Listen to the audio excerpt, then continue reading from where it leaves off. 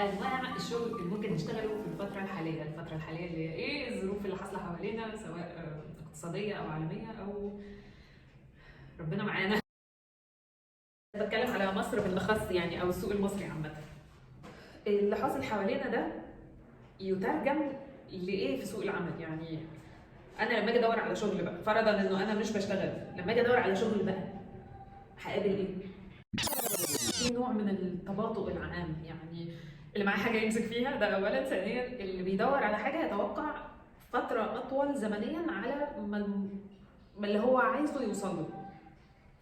وجماعه محدش يتوتر، دي فتره انتقاليه والسوق هيظبط نفسه بعد كده. يعني الدنيا هترجع تاني تبقى طبيعيه، بالراحه بس عشان يبقى فينا نفس لما الدنيا تتحسن ان احنا نعمل حاجه. لان التوتر اللي حاصل ده ما يعني هنستفيد ايه؟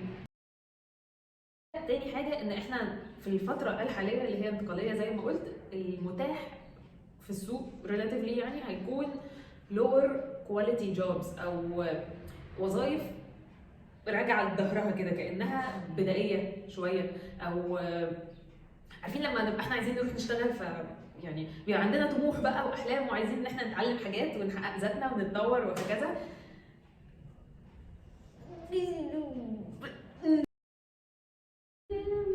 يعني بما ان الوظيفه هتكون بدائيه فهي هتكون repetitive او manual work او labor work paper work، اي work يعني ايه ما فيهوش.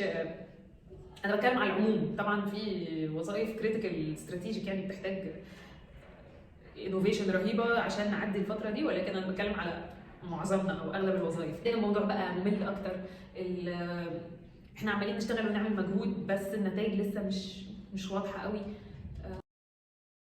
طب انا ليه بقول ده اصلا؟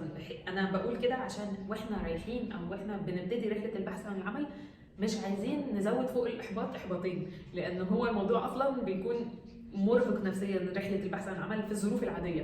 ففي الظروف اللي احنا فيها ففي الظروف اللي احنا فيها دي دلوقتي هي مرحله استثنائيه، مع يعني ما حصلتش ان احنا عدينا بحاجه بالانتنسيتي دي قبل كده، ولكن هتعدي وكل الوظائف هتتاح وهيتم خلق وظائف جديده ألذ واحلى وهنوصل للي احنا عايزينه في النهايه. ولكن عشان نعدي الفتره دي حاليا مفيش تحقيق ذات، اصبروا. هو حاليا في الحمد لله دخل يجي، اي نوع من الدخل يجي بحيث ان احنا يبقى معانا فلوس.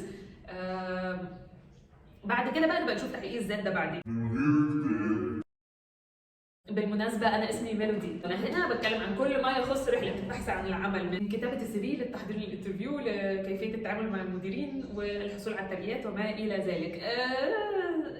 اعملوا لايك أو حاجة بحيث إن الفيديو ما يدومش، عشان اسمي ميلودي هتجيبوني تاني إزاي يعني؟ هتنسوه أكيد.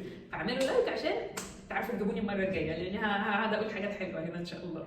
أوكي؟ بالتوفيق للجميع، شكرا لكم، ألقاكم المرة المقبلة.